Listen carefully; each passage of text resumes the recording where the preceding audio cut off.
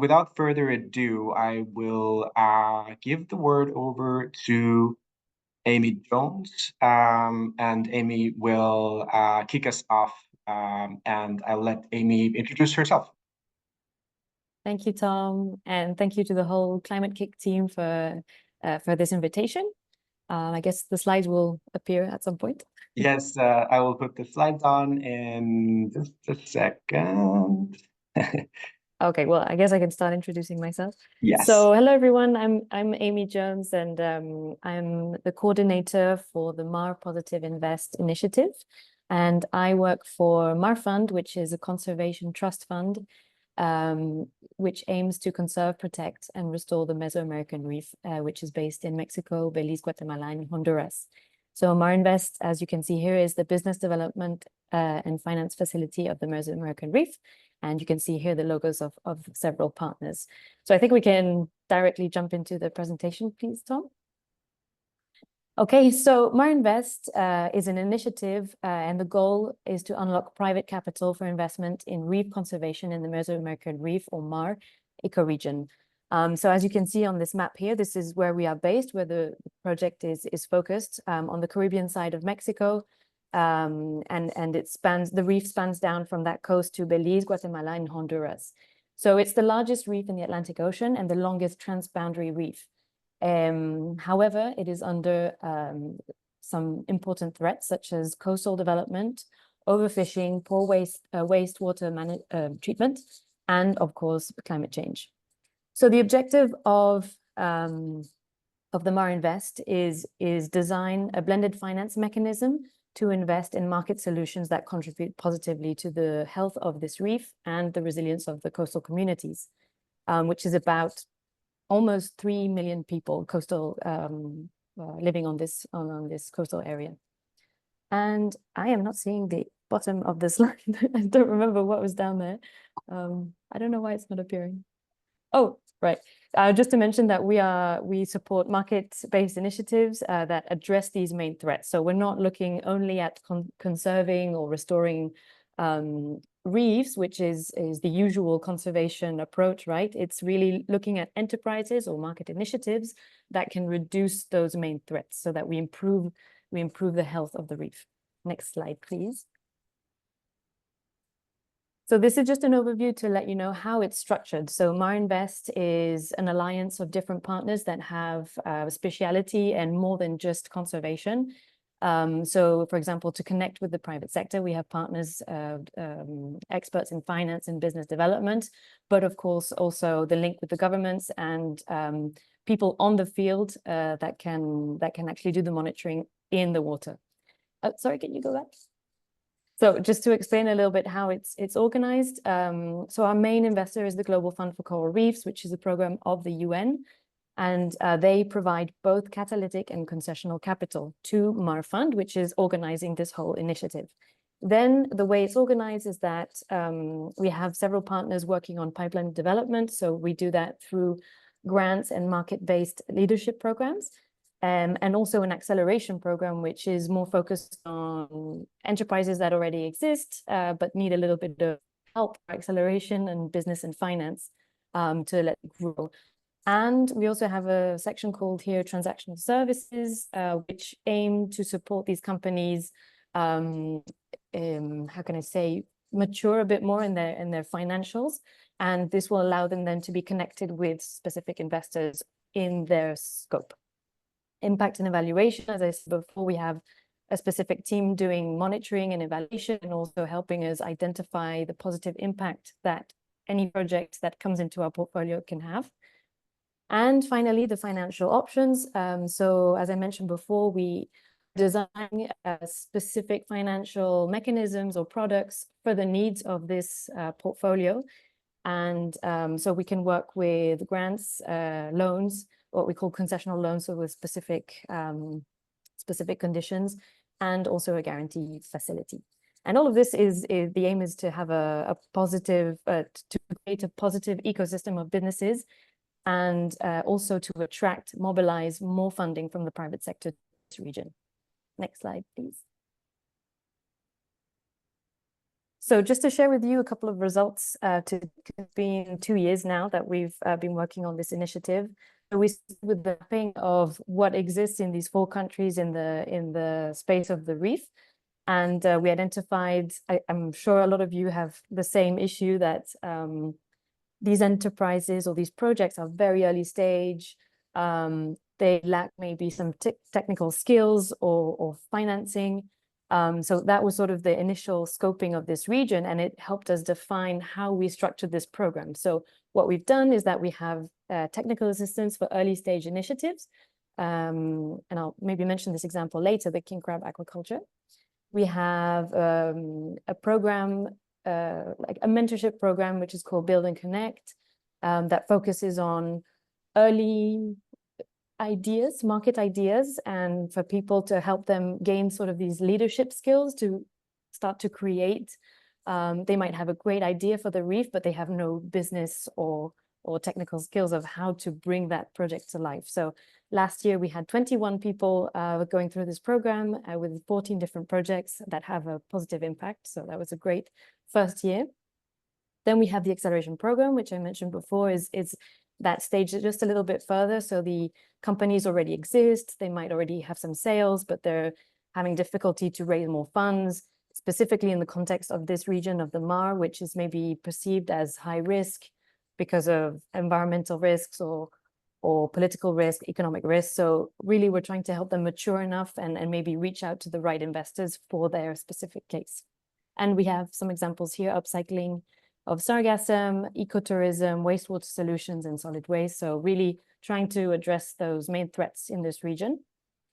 The transactional services I mentioned before, so really it helps, it acts as a financial analysis service, or as sometimes as they say, a CFO as a service.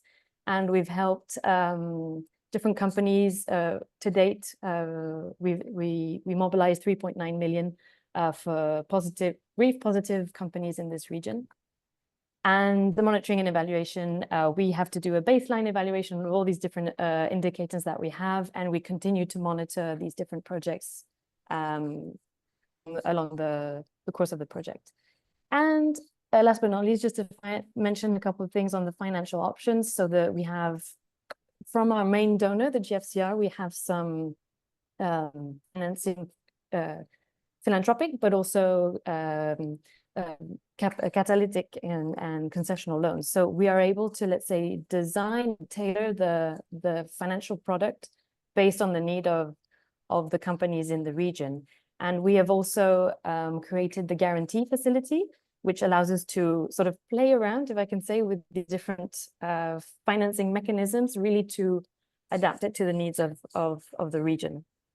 And just to mention, and lastly, we're also looking into other types of financing mechanisms, such as parametric insurance. And specifically, this one that we have for the moment, we're still designing it, let's say, or we want to test it, is one for small-scale fishers in Honduras. So yeah, this is sort of an overview. I don't know if I still have time to mention the king crab project, because I think it's a nice example to link the reef positive impact with the business. Or am I out of time already? Yeah, Amy, you are out of time, but if you would like to say a couple of words about the king crab project, go ahead. Otherwise, we can come back to it in the discussion as well. We can come back to it. It's okay. All right, thank you so much, Amy. As you can see, the presentations we are doing today are very, very short. The idea here is to give you a little bit of a context of where our speakers are coming from, and then we'll enter into a discussion later on about how their learnings can translate into perhaps our own context. I will now give the word over to our next speaker, Kenneth Barikie. And here comes a spotlight for you, Kenneth. And I will let you introduce yourself, and I will put the slides on in a moment. Okay, thank you, Tom. Hello, everyone. I am Kenneth Barikie. I'm from Uganda. I am the managing director of Mountain Harvest. Mountain Harvest is a for-profit company, coffee company. We do buy coffee from smallholder farmers in Uganda. and export the coffee. We started in 2017 with a mission to challenge the status quo of Uganda's coffee production, hoping that we can create a more sustainable and equitable future for all, in which smallholder farmers of Uganda are thriving and not just surviving. Tom, next slide, please. Yes. So my country, like most African countries, we do have almost 80% of Ugandans living in the rural economies, and they are in the agricultural sector. We do have communities with an average acreage of about 1 acre per household that they use for both food production, but also produce cash crops. Coffee is a main, it takes a bigger part of this ag economy in Uganda. It brings in about $1.2 billion a year, which is close to 20% of our foreign exchange, but also contributes about 20% to the GDP. Unfortunately, most of this small ag economy is low capacity, and the farmers struggle to afford to even understand the necessary adaptation practices that we need in the face of climate change. These farmers do face low access to financial services. And this is especially because of the proximity of the banks. You're talking about banks in a radius of 100 kilometers from the farmers who live on the mountain, and therefore making it expensive to go to the banks. You're talking about high interest rates, between 44 to 120% interest per year, depending on whether the farmer is accessing from a microfinance institution or a money lender, which is the common source of money. Then our coffee sector and economy, we also have a huge issue around expensive investment capital. And this creates issues for a company like Mountain Harvest that is willing to invest in community impact.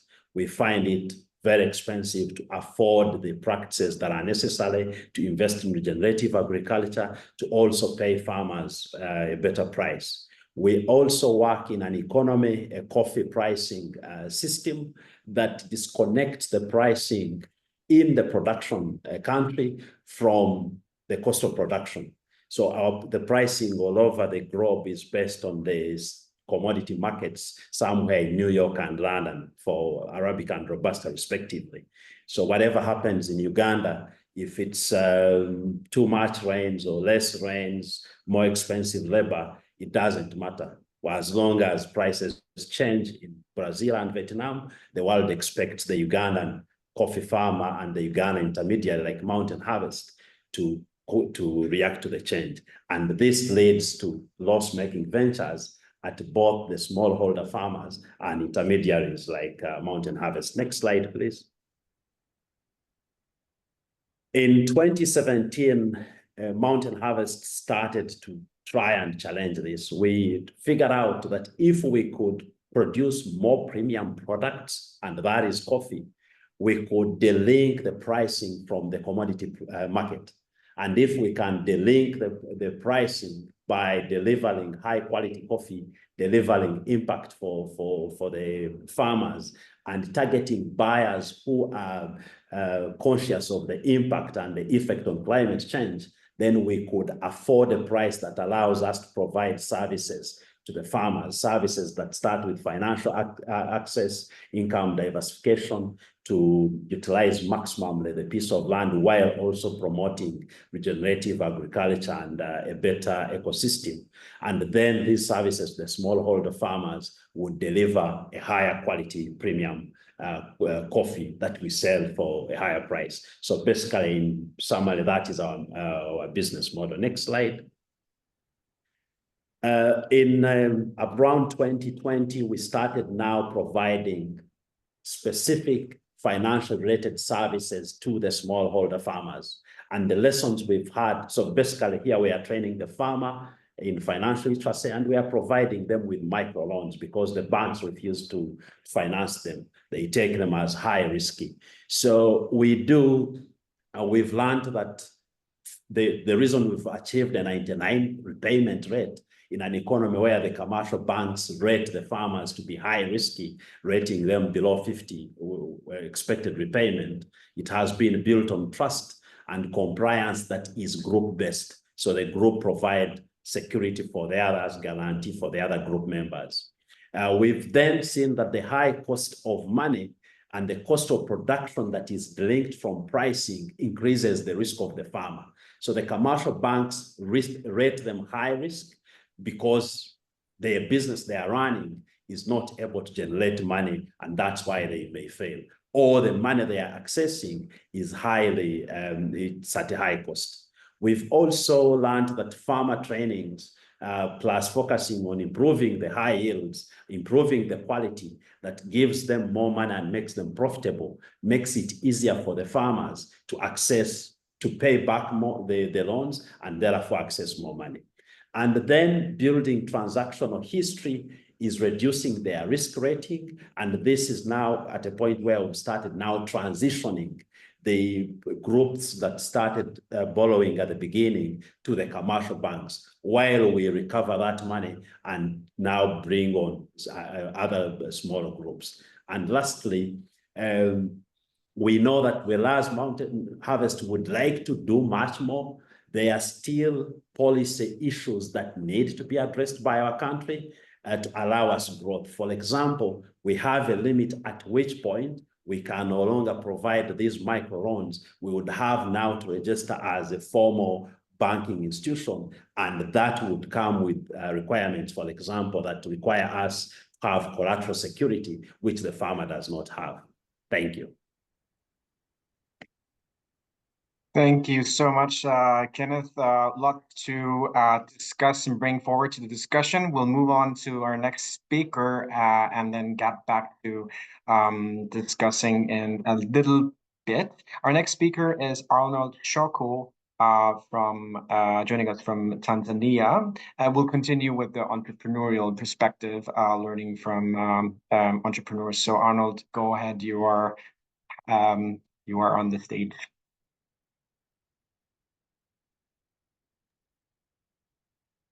Hi everyone, am I audible?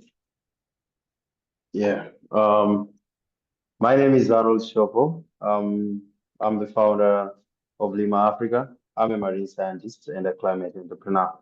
So the journey of building Lima, which is an agri-tech startup based in Tanzania that focuses on transforming organic waste into insect-based livestock and organic fertilizer, started back around late 2021, where we encountered a client who wanted to stop fish farming because of the expensive cost of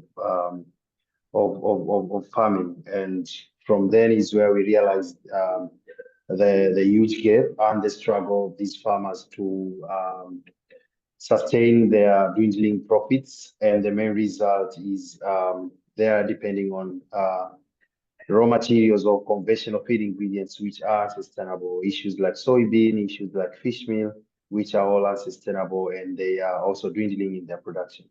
But also to couple them more, the issues of climate change, the drought, variation in rainfall, all these keep on posing challenges for these farmers to keep on obtaining sustainable profits. And we had to ask ourselves, what can we best offer to cater for this solution? And we just saw a lot of waste, which people see as waste. To us, we see as an opportunity. We can grow the beauty maggots called black soldier flies. And from then we supply them to the farmers as feeds and organic fertilizer. We have reached over 100 smallholder farmers with an affordable feed at a 50% below market rates. And these are farmers who we are working with them at different capacities. We are connecting them to right extension services. We are connecting them also to, at some points, right buyers and things like that. But also we have managed to build a facility that can upcycle 50 to 60 tons of organic waste in a month, and hoping that we will expand that to 120. But we're also at a point where we can harvest 10 tons of insect protein and 45 tons of organic fertilizer in a month. The journey of fundraising as a startup is very, very tricky, and especially as someone who works around adaptation and not only adaptation but adaptation in agriculture. We have been able to secure 25 30 pre-seed fund from midst of investors, partners, the likes of Climate-KIC and other people who have supported our mission. And we cut across three main core values, which is to empower smallholder farmers who are really struggling with a lot of factors, as I've said, but also to see how we are supporting them sustainably, but to see how can we innovate in agriculture and transform their ways that they've been doing things. Next slide, please. So I'll be very, very straight here. Lesson learned for this period of time, a few years, but quite a lessons. Wow. In the issues of financial challenges for adaptation focused startups, with us, we see limited access to capital. I think everyone understands this, but really don't connect from a perspective of a global south. You are operating in an environment where startup is a new game, startup is a new business. People don't understand, like they are used to traditional businesses, so they really don't connect to why are these people playing with maggots, why are these people playing with this. That also makes it very, very hard. So adaptation focused businesses, we normally face unique challenges in attracting funds, as you know, the impact that of the things that we worked are often long term and may lack immediate financial returns because of the associated risk. But also the second challenge is high cost. I can even bold here, high initial cost for sustainable solutions, and innovations like insect-based feed require substantial amount of research, substantial amount of upfront investment, and this goes into research and development to know how the product works, how can you optimize the processes, but also settling up the production facilities. But also something that most people neglect in the insect business, as far as Lima is concerned, is awareness. So in the global south, telling someone that you can stop feeding your chickens fish meal and rather use maggots, you need to invest heavily in raising awareness to these communities of the combined effect that they can get just by simply using maggots. But also, it's when you look at these two nature of the businesses, we are really requiring quite huge investments compared to traditional businesses, and this really don't give much appetite to the investors. Another thing is investor awareness and alignment. In our case, and I'm sorry to any investors in the room, but in our case, Global South in Sub-Saharan Africa, not every investor is familiar with issues around adaptation-focused businesses. And this makes it so hard to align on goals and secure support. And in some cases, I've seen fellow startups like mine trying to change their model, trying to even change what they are doing just to to fit in the investment criteria, which also makes it hard for the adaptation focused businesses to keep on thriving. Next slide. We are really not so well in overcoming these financial challenges, but at least what we've been working so far and what we're seeing that it can work. So having diversified funding models, having a mix of grants, concession of funds, social impact funds, and partnership. And grants like what we received from climate accelerators. These are things that have been instrumental in our context. Depending on one particular type of investment or funding model, it's really not going to work because there are not so many investors that can just easily write checks that can help you in R&D. So you need to see how best are you positioning yourself in attracting these diversified funding sources. But also what we really see that it works is showcasing impacts. As a startup, it's one thing that you need to do is to sell the vision, and the easiest way to do in selling the vision is to showcase the impact. Tell people tangible outcomes.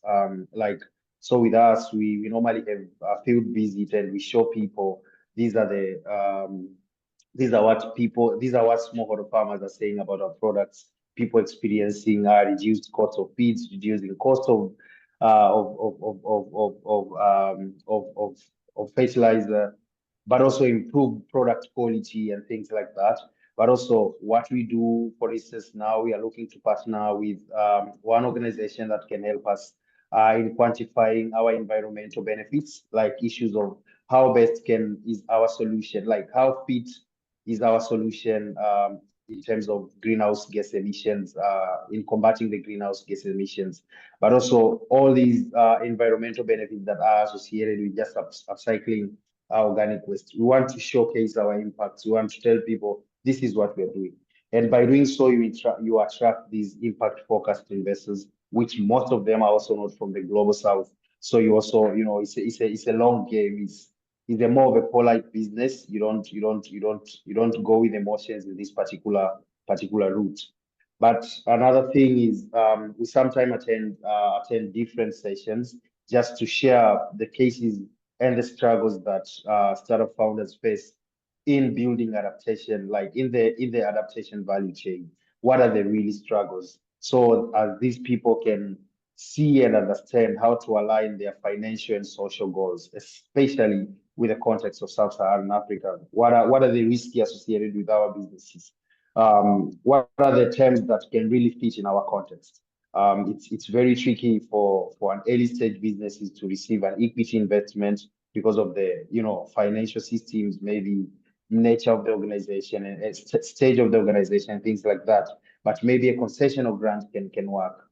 Maybe an initial pre-seed cash injection to the business can work. So we attend these different sessions just to raise awareness and really see how can people really support adaptation value chain.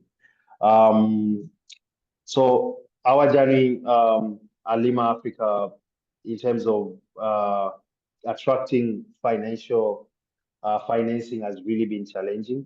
We all agree that the solutions that we create for these local communities have an everlasting, not really an everlasting, but we have impact, and that is what we are striving to achieve. Thank you. Thank you so much, Arnold. Thank you for really spotlighting some of the constructive criticism towards acceleration funder side. We'll hope to come back to some of this very, very important questions in the discussion. We will move on to our last but not least speaker today, who is Rashmi Yavaha from UNIDO. And Rashmi will take us to a little bit of a more helicopter view on sort of like more sort of overall perspective initiatives that she's been working on and UNIDO has been working on in adaptation. Rashmi, the stage is yours.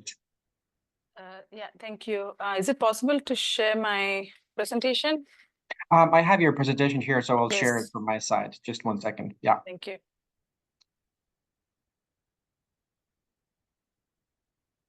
So I think it starts now. Yeah. Yes, thank you. So hello, everyone. My name is Rashmi Jawahar. I work with the United Nations Industrial Development Organization that is headquartered in Vienna, Austria. So the main mandate of UNIDO is to promote sustainable industrial development. So I work in the climate technology and innovation team, and I'm very happy to be sharing some 3 concrete learnings for today. It's a complex topic, so we can keep speaking about this for long. But so before I get started with the presentation, I just want to give you an overview of what I do in my work. So I am responsible for designing new projects for UNIDO's Climate Technology and Innovation team. basically starting with a blank piece of paper, putting together, thinking about various challenges, identifying should we work on a country project, regional project, or a global project relating to climate adaptation and resilience innovation. So the projects that I develop are, of course, not happening in silos. I do a lot of research, speak to different stakeholders, be it in the government, private sector, various other ecosystem actors, validate it, try to speak to startups, try to connect the dots and make sure that we get the funding, and then we are responsible for implementing the project. So what it means is that for most of the, let's say, global or regional work, we do a lot of development of tools, guidelines, frameworks, but we do it in partnership with various institutions, regionally, internationally, etc. But on the local level in the countries, we work with local actors, be it government or private sector, to make sure that the adaptation and resilience innovation is being supported locally. Adaptation is a very local topic, and we believe that solutions are better to be local so that they can be better adopted by the local communities in these countries. So with that as an introduction to what I do, is pretty interesting, and it's been very, I would say, challenging because it's such a huge topic, but at the same time, I just want to share some 3 learnings with you today. So next slide, please. So I just wanted to share a very interesting fact, at least for us at UNIDO, is that so UNIDO, the Climate Technology Innovation Team, had started the world's first clean tech accelerator program in 2014. So it has about, say, 10 years of experience working to support clean tech in the Global South. And the program, it's called the Global Clean Tech Innovation Program. It's already in the phase 2 since last year. It was launched in the COP. But building on that experience, plus also doing our own research, plus speaking to different stakeholders, learning from the experiences of running that program, we started working in 2018 to build the climate adaptation and resilience portfolio. So literally, we were at $0 in terms of a 100% pure climate adaptation project.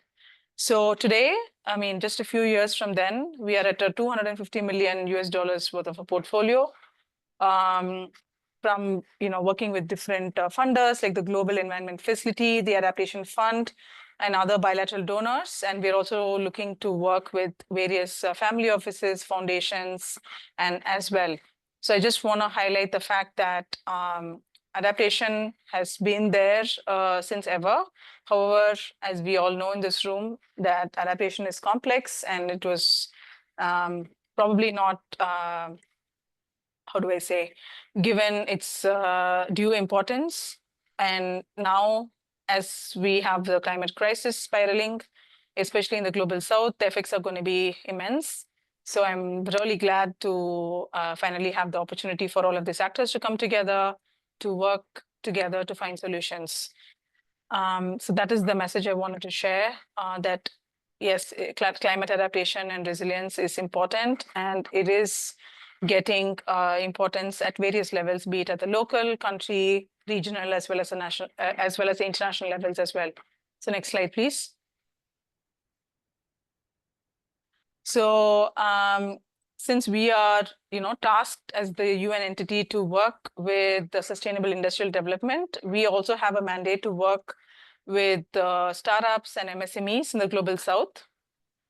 And interestingly, if in our team, if we launch a call to attract climate adaptation and resilience startups or small and medium businesses from the Global South, I'm 100% confident, or close to 99.99% confident, that companies, we will not get any applications, or very probably a couple of applications from the Global South on that their company or startup identifies as a climate adaptation and resilience.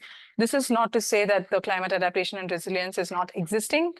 It is just that the startups and businesses are not very clear about what is a climate adaptation rationale. So this is something very, very important because many of the times businesses who are already providing solutions for adaptation and resilience are not clearly linking that to the adaptation rationale.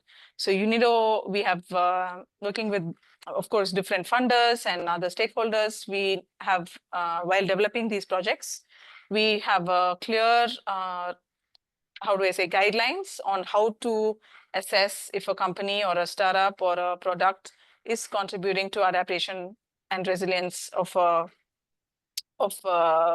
community or an individual or not.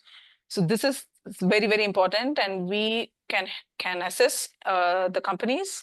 And if the company is not, let's say, does not have an adaptation rationale, it's fine.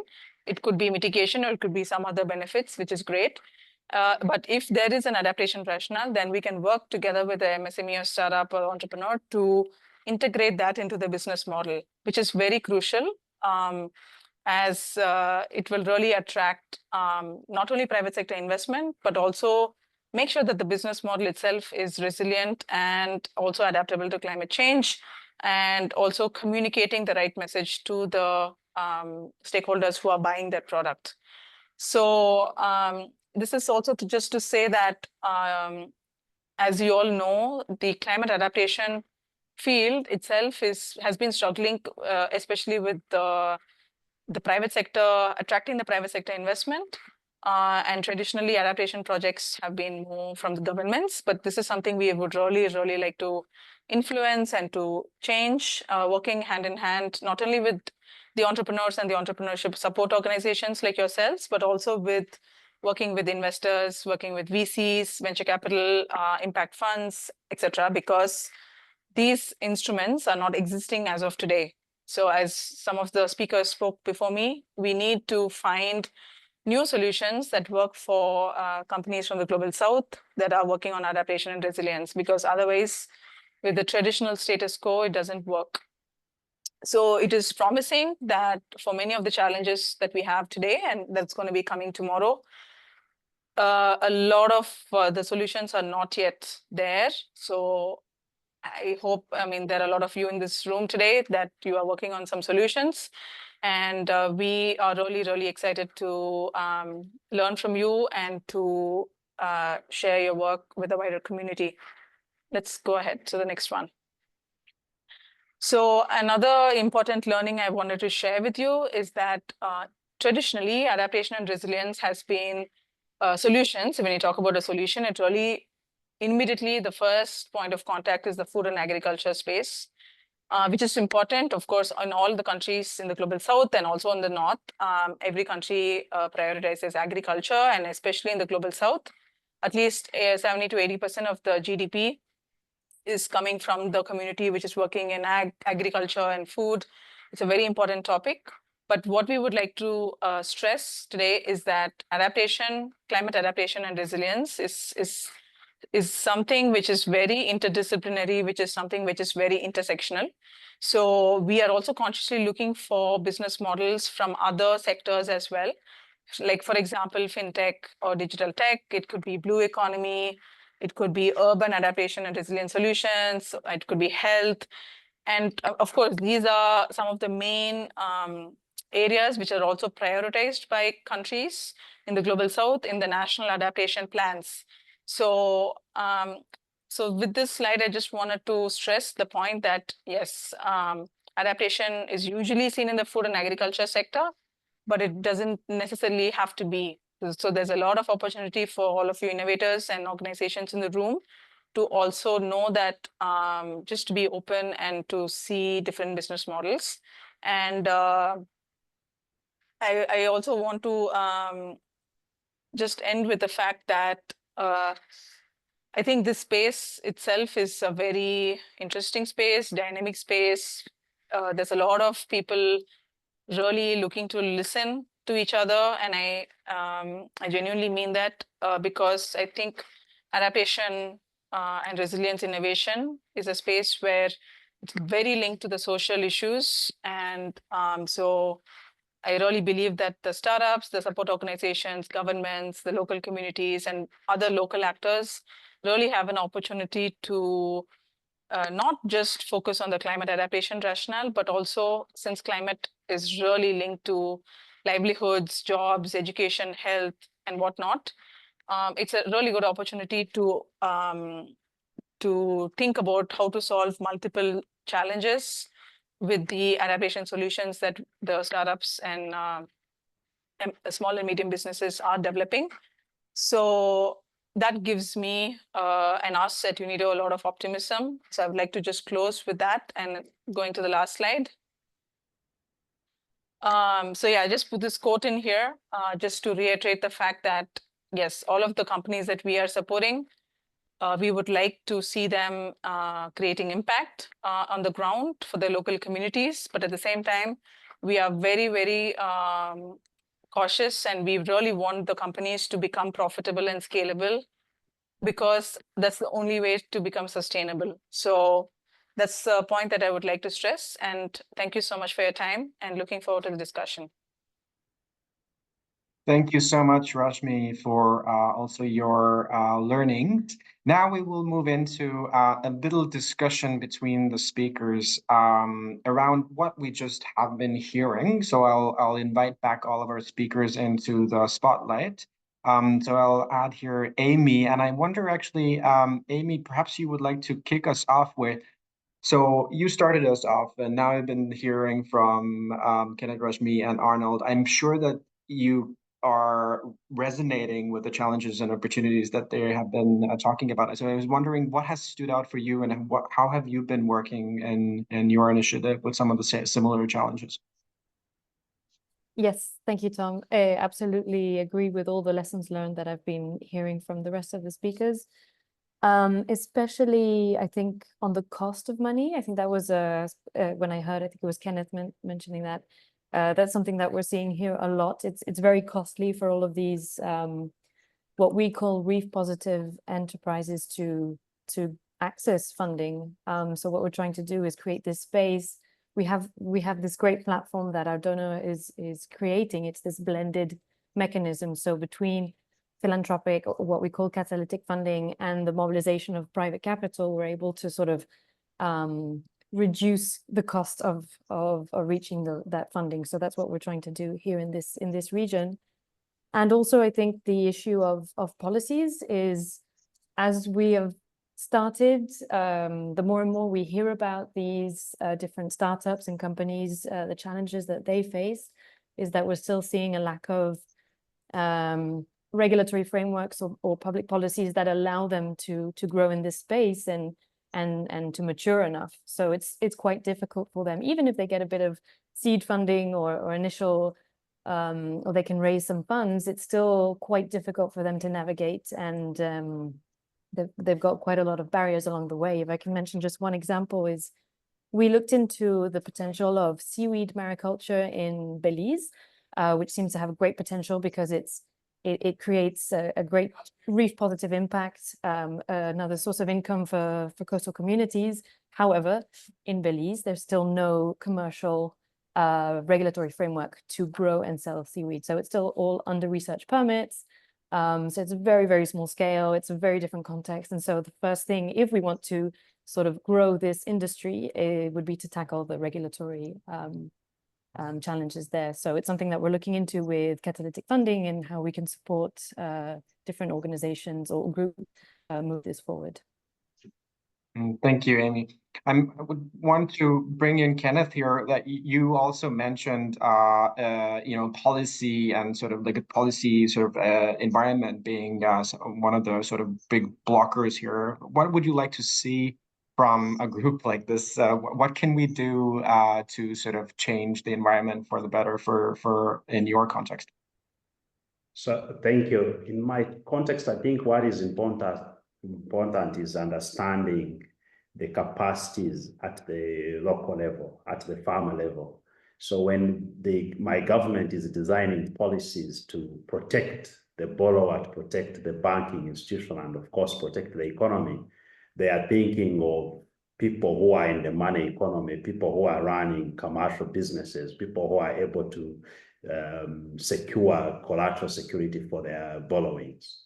Even when they know that the economy is powered by the low capacity smallholder farmer, they are not designing any product for the smallholder farmers. I will give you an example. We do have an agricultural financing fund financed by the government through the commercial banks.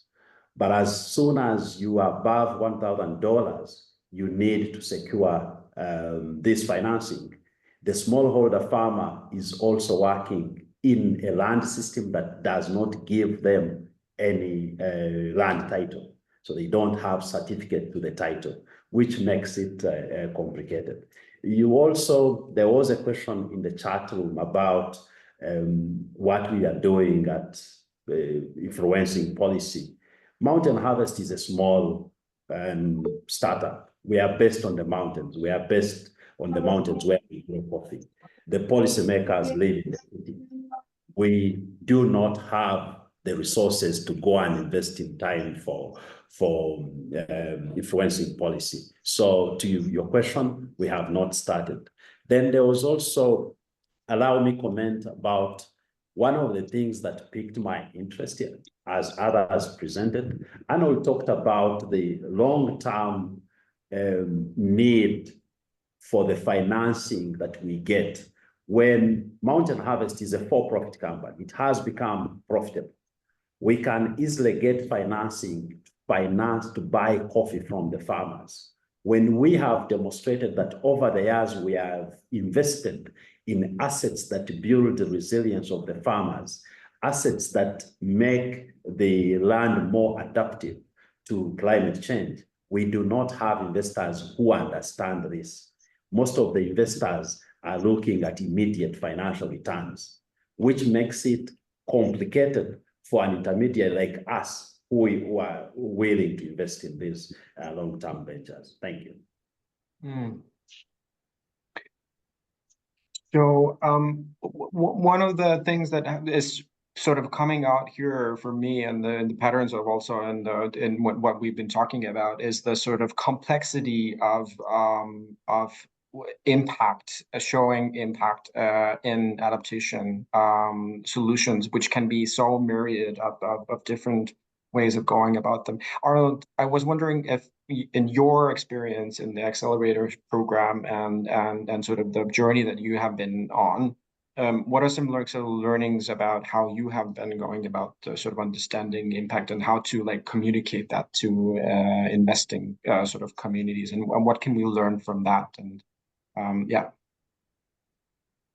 Yeah, so thank you a lot for very good questions, and thank you for a very nice presentation.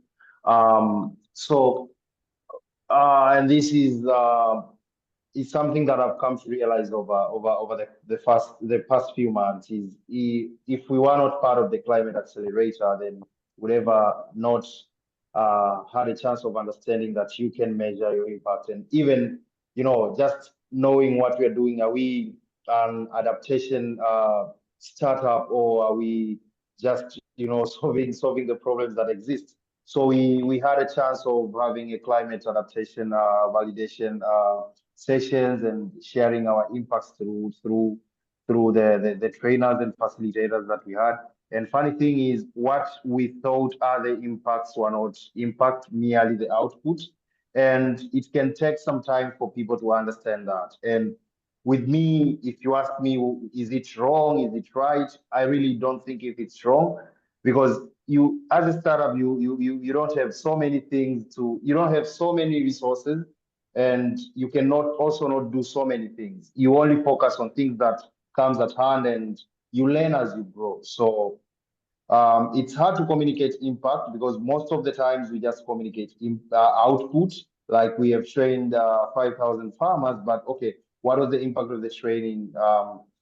That is something that you need to get a facilitated training from people who understand the difference between our output and impact, for you to be able to communicate that. Because as a startup too, I've been in a situation where I think these people don't understand what we are doing, but maybe I was not able to show really to make them understand, because of the complexity in terms of communicating impact. Thanks, Arnold. I would pass on the similar question to Rashmi. Rashmi, how are you working with this sort of question of impact and how to go about the complexity in your work? Yeah, so for us, I think for now at least, I would see impact in three different dimensions as of this stage. So the first one is really looking at the technology development part or the innovation part, which is very linked to this working group. And we offer, or we are trying to build, how do I say, for example, as a part of the technical assistance, we are building in measurements or some sort of, we're giving grant money to companies to go to the field to test their products in the communities to validate their model. And through that, integrating some impact measurement techniques, or at least having a pathway on how to do that. Because projected impact is also very important, because impact takes time, and especially in adaptation, it takes a lot more time than mitigation, which is something very, very important, not only for the startups, but also for the financial stakeholders to accept and understand. That's one. So the number two, then it really connects to the financial ecosystem stakeholders. There are different kinds, right? There's the impact funds, the VCs, there's family offices, then you have financial institutions and the private equity and whatnot. So everybody's definition of impact is different. So I think it's very important in the climate adaptation space to align actors on what is, let's say we're putting 100 euros in a, or 100 USD into a startup, and a climate adaptation startup. What does it mean? Why will some investor put in a money? Because we don't have a single metric like a mitigation, greenhouse gas emissions reduction in a mitigation solution. So for adaptation, we're really working with the different ecosystem stakeholders to keep something very simple, because this area is super complex, at least to have like some high level indicators, which everybody aligns in this industry. If we put X amount of money into this project, this is going to give a positive impact. So again, impact is also not risk. Risk mitigation is different. Impact is a different thing. So I think this is also something all the stakeholders need to be cognizant about. And the third part is also for our own projects. When we design for the funders, they also have metrics on, okay, how is this project successful? So there's also definitions that, or impact indicators, what we have to meet to ensure that the project is successful. So that's also a way of impact measurement, I would say. So there are these three different levels. And also for us at UNIDO, we are working on having some frameworks and tools also for adaptation projects within our own organization, because right now we don't have that. And we realize that, yes, today a lot of the projects are being developed by climate technology innovation team, but tomorrow it can be done by agribusiness, tomorrow it can be done by huge industrial parks, energy efficiency, it could be done by anyone literally. So we are really trying to learn and share what we have learned, so that not only our organization, any organization, even any field, for example, like if you're drinking milk or hot chocolate, or if you're investing in art or music, any industry can focus on adaptation and resilience. So that is the message. Of course, it'll take time to get there, but I think corporates as well are really understanding this and already shifting their entire strategy towards, because they obviously want the business to be surviving and going beyond the climate crisis. So they're also taking care about understanding about supply chain. So yeah, I think there was a question also about gender. So yes, it's a very, very important topic. And for us, we are not an investor, but we work with grants and we fundraise. So obviously we work with different partners. Like, for example, you have MAR Fund. So we would be happy to collaborate with such actors to, once we support the companies through grants, we are happy to then, once they're ready to be picked up by a MAR Fund or like another impact investor or a family office to take them to the next level.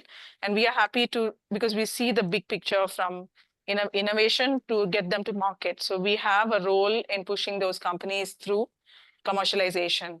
And gender is something very, very important because it's also very closely linked to adaptation as a topic itself. And so we at UNIDO, we have a policy, and we are supporting at least 50% women-led startups, women in leadership teams, also startups that are targeting products that are bought by women and youth. So this, I think, gives you at least an idea of what we're looking at, because we not only believe, we know for a fact that investing in a woman, if you put $1, she will give back $10 to the community. So it is a proven fact, and we are happy to support that. Thank you. Welcome back, everyone. I hope you weren't too pressed in time in this very, very short amount of time that we had to discuss. I would love to, just before we close off for today and we talk about some next steps and follow-ups, I would love to hear if somebody, a brave soul from one of the groups, would like to share what was discussed. Perhaps something interesting came up from, or you resonated with each other. So whoever wishes to go for it, just open your mic and go for it, Billy.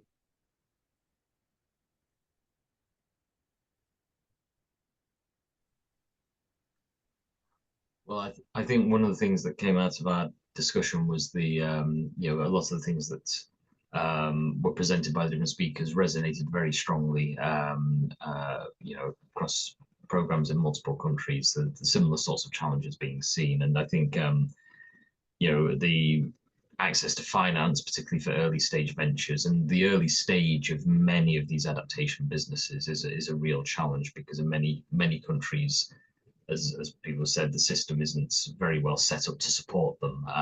They have to grow to a certain size before it's possible to get the kind of the right kind of financing support and the right level of investment to keep growing. And in the short term, they're forced to either rely on grants or take financing, which just isn't very good for their needs.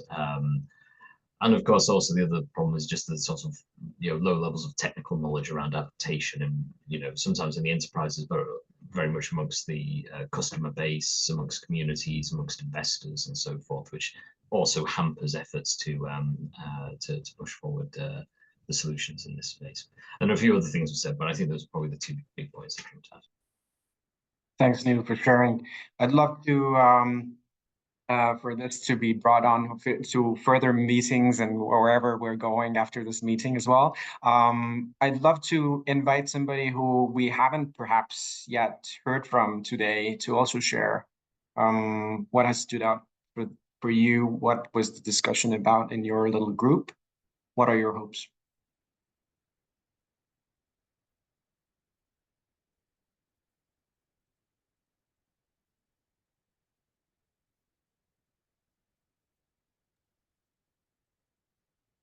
Hi, everyone. Hi, Vincent. Yes. As I have told to Mr. Neri, we are working in Shinyanga. This is a region which is found in Tanzania, and our organization have 4 area of focus, but among of them, it is about the climate resilience, and we have been implementing different projects which brought the different results to the climate change. For example, the last year we successfully to plant many trees so as to combat against the climate change, especially in the region Shinyanga, basically in one district council. This is Shinyanga Municipal Council. So we have to invest more in this, but there are a challenge which is facing us in order to ensure that the sustainable projects are implemented, which will bring the great results on the climate change. For example, to support the people, especially entrepreneurs, who are doing or engaging in promoting the sustainable energy. For example, briquettes, but some of them, for example, the last year we observed the person who produced briquettes from waste disposal. For example, plastics that have been disposed and the other waste, so as to reduce the waste within our regions. Also, it is better now to invest also in the agriculture, because in agriculture, people also tend to affect the environment by cutting the tree down. So they tend to cut the tree and invest it on agriculture. So those people should be educated on what the good ways in order to contribute about the resilience of the climates. Thank you. Listen, thank you so much for sharing. I'm so sorry to cut you off there. We're just about to arrive at the time, and I don't want to keep anybody in the room over the time. So I'm so sorry to cut you off here. I just need to close the session for today. Thank you so much for coming in. Thank you so much for joining, all of you. I hope that it's been insightful for you. It definitely has been for me. Thank you so much for all of our speakers today. It's Rashmi, Amy, Arnold, and Kenneth. Thank you for my colleagues supporting in the back end. And last but not least, this is not a one-time off event. We are going to convene this small, hopefully in a little while, bigger community even throughout the next coming months and throughout the year, really. So if you would like to also have a stage, come to talk about your initiative, your thoughts, ideas, please do reach out. The next session to be planned and most likely in the beginning of the next year, but we'll see about the date exactly. But the next time we will zoom into what are the sort of knowledge capacity gaps that we can really address with acceleration and incubation programs. So if you are experiencing knowledge gaps or capacity gaps, or you are working directly with them, or you would know of somebody who is doing great work in that, then do reach out to us in the meanwhile. We will send out a follow-up email with all of the resources shared in this session, and also the link for the next upcoming sessions and any materials coming out of this session. So thank you so much once again from my side.